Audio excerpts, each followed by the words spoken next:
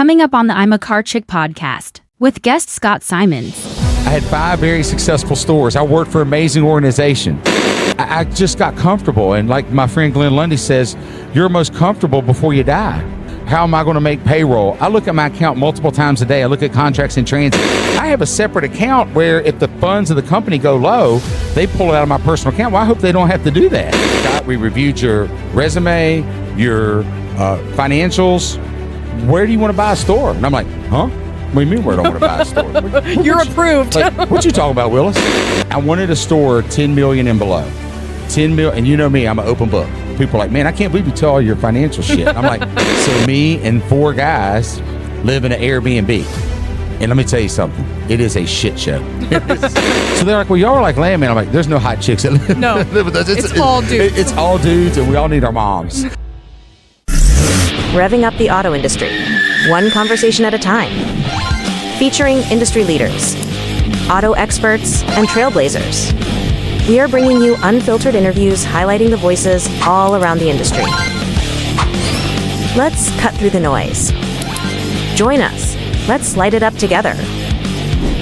Hosted by Shasta Haddock. This is I'm a Car Chick podcast. Welcome back to another episode of the I'm a Car Chick podcast. You know we are live at NADA 2026 in Las Vegas, the greatest event of the year, our Automotive Super Bowl. And I brought back to the stage today Scott Simons. Last time we talked, you did not have the current job title that you have, and I want to talk about that. Oh, well, thank you so much for having me back. I had such fun talking to you last year. It's a little bit different. I think there's a few more people here this year, huh? Yeah. Well, you know, when there's no giant snowstorm that shuts down the airport and half of New Orleans, and that's just one of the great reliabilities of Vegas. And, you know, Vegas gets shit on a lot, honestly, because of all the partying and everything. But there's such a professional conference town. Like, you really just, you can't match it anywhere else. It's great to see people, you know, the networking, obviously seeing all the booths. But I always look forward to seeing you and seeing all my friends and catching up. But yeah, no, a lot of things have changed since I talked to you last. You bought a dealership. Yeah, I did. And not even anywhere near you. Like, that's the crazy thing, is it's in North Carolina. Correct. And you had to commute to go down there. You've got a house. We were talking earlier. You got a house with you and 3 other guys. Yes. And that's wild. So tell us about that. Yes. So I was the CEO of Weimar Automotive Group. So let me go back. In October of 2024, after 14 years, CMA and I parted ways. I took that time to kind of just see what was next. What was I going to do? I did some consulting, which I enjoyed, but it wasn't really my passion. When you're a consulting people, it's hard to make change because you don't have the ability to change their employment. Yeah. So you can come in and tell me what to do, but it's up for me and the managers to make me do it. Yeah. So that was a little bit, it just wasn't what I wanted to do, but I met a lot of great people. And then I did take the CEO position with Weimar Automotive Group. So Weimar they have 7 stores in West Virginia, Maryland. It was about an hour from my house. So I got to stay home, which is in Harrisonburg, Virginia. And I lived there for 24 years. And so I was CEO of that company. Wonderful people. And I was listening to a podcast, and there was a guy, Jerry Raymond. He was on the Car Dealership Guy podcast, and he said he bought his first dealership when he was 30-some years old. And I'm like, well, I'm 50. Jerry's a great guy.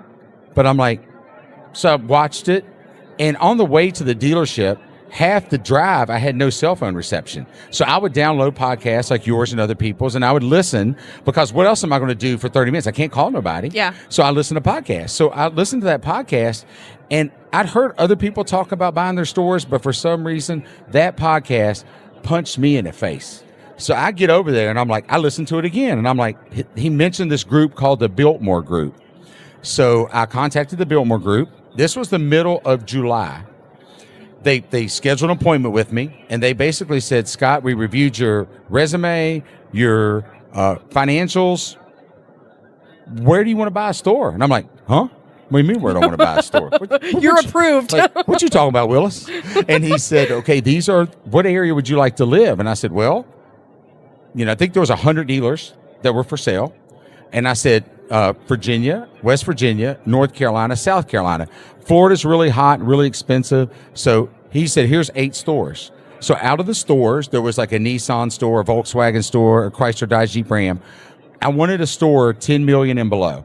10 million, and you know me, I'm an open book. People are like, man, I can't believe you tell all your financial shit. I'm like, I appreciate it. Hey, let's be real. Yeah. Like, I think a lot of people get on podcasts and they say what people want to say. One thing about me, and it has got me in trouble when I've worked for other people, I will say what's on my mind, and I'm brutally honest. Because people that are going to listen to this, they would like to buy their first store. Yeah. And when they want to know. They want to know.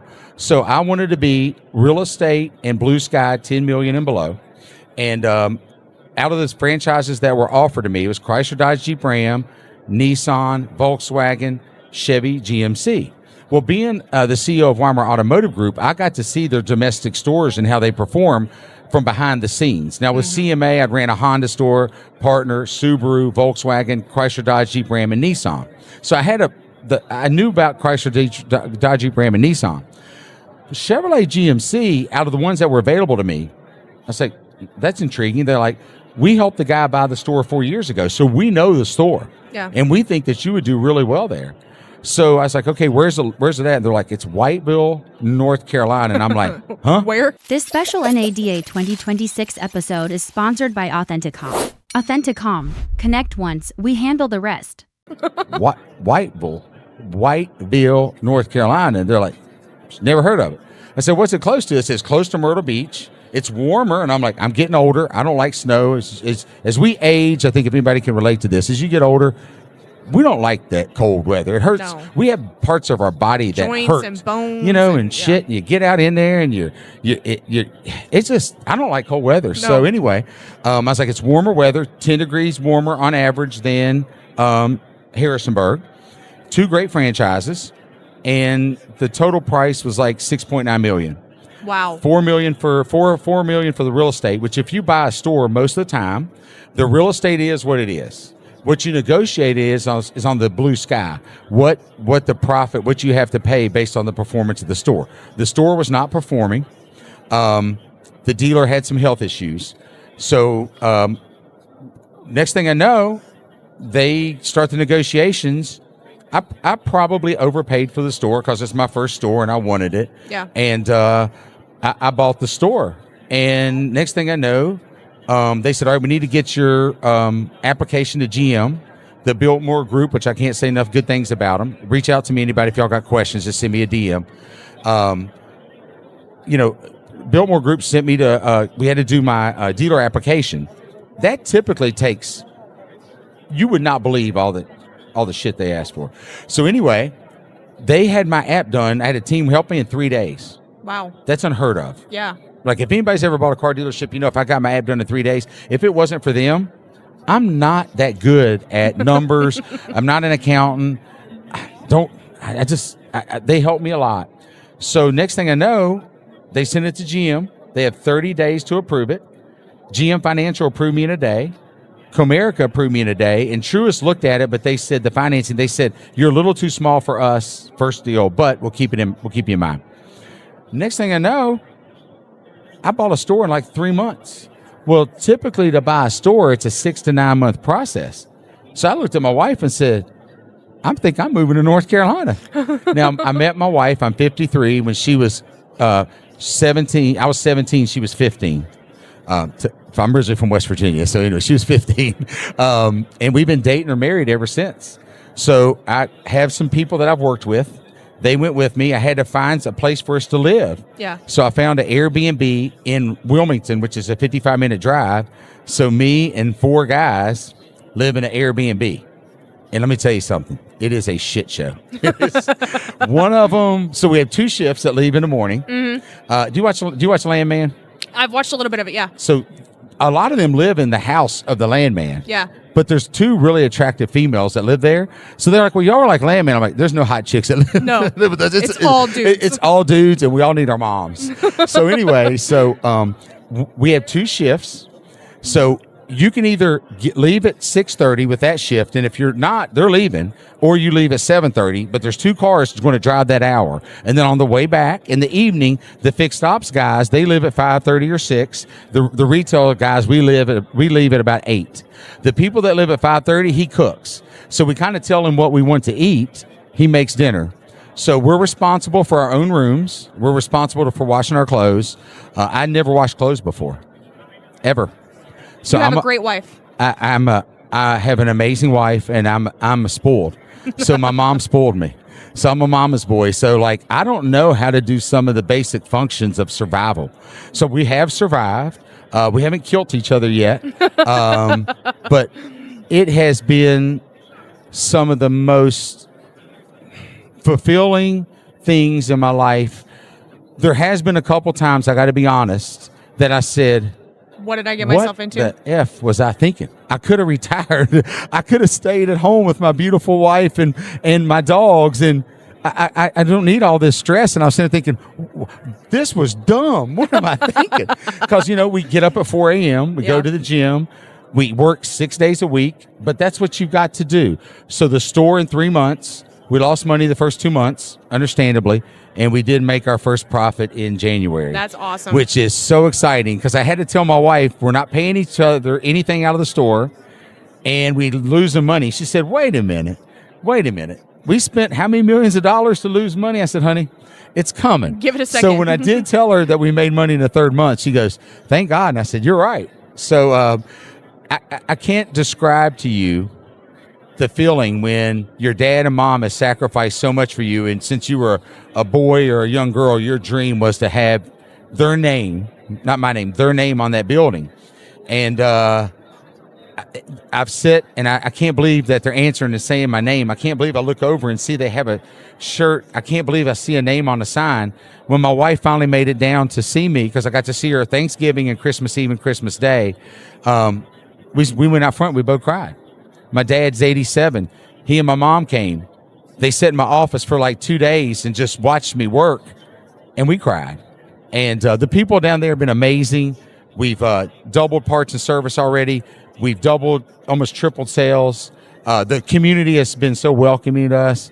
I'm really one fortunate guy, and you can't wipe this grin off my face. No matter what happens, no matter how hard it was at first, and we got a long way to go. We're far from perfect, but it's been such an amazing experience, and I hope other people get to experience that, whether it's their own business or whatever they do. Yeah. Well, and it's, are you guys any closer to being able to actually move down? Because I know your wife's still up in Virginia. Yes. So crazy story. Not that I don't have enough. Thanks to Authenticom for supporting the I'm a Car Chick podcast. Authenticom. Control your data. We were about ready to put an offer on a house. And then I got a phone call from somebody, and there may be another dealership opportunity. So I had to put that on hold. And my wife was so excited. She's like, are we going to make an offer on the house? We got pre-approved. And she's like, this is the one I want. And I said, honey, I'm sorry, but we need to wait. I said, because we still have our house in Virginia, and I may need that money. And she said, what do you mean? I said, I got a call that I didn't expect to get for a dealership that I would really love to buy. So stay tuned. So we're not buying a house down there. And If you buy, without giving too many details away, if you buy a second store, what happens with store number 1? Okay. So I have four guys that work for me, and I would love to have some women work for me. We have a couple people working there. So if you're looking, we are looking for people. We're going to expand. Please reach out. Please reach out to me. Come grow with our company. Come grow with me. I would love to talk to anybody out there that would like an opportunity. But for the 5 that came with me, they all want to be GMs. None of them are GMs. I'm the GM of the store. They have an opportunity to become the GM, but I'm not giving them the title. They have to earn it. But I hope one of the guys there will then step up and be the GM, and then one of the other 3 would then go with me to the next one. And they would have the opportunity. I said this. Loyalty's gotten you here. Your performance will get you there. Yeah. I had to earn everything I've got. And so I hope they earn that right. But it's going to be up to them. That's awesome. Yeah. How again, without giving too many details, how far away would the second store be? It would be... another state? It would be closer to where I came from. Okay. Okay. So exciting I'm- news. Yeah, I'm very curious to Yeah. watch this play out. Hopefully, I'll have an update for you. My wife said she can tell when I get excited. My face gets red. I'm not mad. My veins start popping out, and my face scrunches up. And she goes, "You've got that look." And I tell you, with CMA, they're wonderful people. Liza's amazing. Her dad and them gave me an opportunity. I'm so thankful for what they did for me. They're amazing organization, amazing people. But I kind of got too comfortable. I had 5 very successful stores. I worked for an amazing organization, and that comfort changed me. And I am the hungry person that I used to be. Yeah. And my wife says, "You even look less stressed." She goes, "I know you got the weight of the world on you, but you're so much happier." And it was nothing against them. No. It was, I just got comfortable. And like my friend Glenn Lundy says, you're most comfortable before you die. And now, like, I'm scared. Like, I'm literally scared. Like, how am I going to make payroll? I look at my account multiple times a day. I look at contracts in transit. When I worked for CMA, I never had to do that. Now, we did, and we stayed on top of it. But it's life. And, like, I have a separate account where if the funds of the company go low, they pull it out of my personal account. Well, I hope they don't have to do that, you know? Right. But that's the reality. I'll wake up at 2 o'clock in the morning, pouring sweat, stressed out, thinking about my team. Because those people depend on me. It's their livelihood. But And that's the speed of the right leader. yeah. That's when you know you're in the right place and that store has you in the right place. I am so fortunate. The auto industry is an amazing industry. If anybody's thinking about it, please, it's an amazing industry. It literally can change your life. Look at all of us. Yeah. Look at our friends over there. I know. It is an amazing industry, and you should consider looking at the auto industry. And we need more women. We need more minorities. We need everybody in the auto industry. Yeah. You know, when you go up and you see all the dealers out there, it looks like a bunch of old white dudes, and now I'm one of them. That's not the diversity that we need. Right. So if you're thinking about the auto industry or you're not happy where you're at, reach out to me. Let's have a conversation. Even if I give you free advice, if you message me, I will message you back. That is very true. He does. What's the I know we kind of just ran out of time and I didn't ask one single question on here. But what is one thing that you've learned in the last 3 months of being in this operation that you want to tell anybody who, you know, maybe stepping into that ownership role soon, or somebody that's trying to save a drowning dealership? What's the one lesson that just stuck with you? It's really hard. Surround yourself with people. Treat people with respect. The people that even can't do anything for you, you know, treat everybody with respect. Don't ever burn a bridge. And I'm successful because of the people that was at that dealership that didn't have the leadership they needed. And I'm successful because of the team that I brought with me. It's all about people. It doesn't matter the franchise. It doesn't matter the city. None of that matters. It's people. But I truly believe if you're a good person and if you do the right thing, even when it's hard to do the right thing, you will win if you never quit. Yeah. But you've got to do the right thing. And it hurts sometimes. I mean, I'm sitting there and I'm paying people and I didn't even get a paycheck and we lost $50,000 the first month. I had to tell my wife that.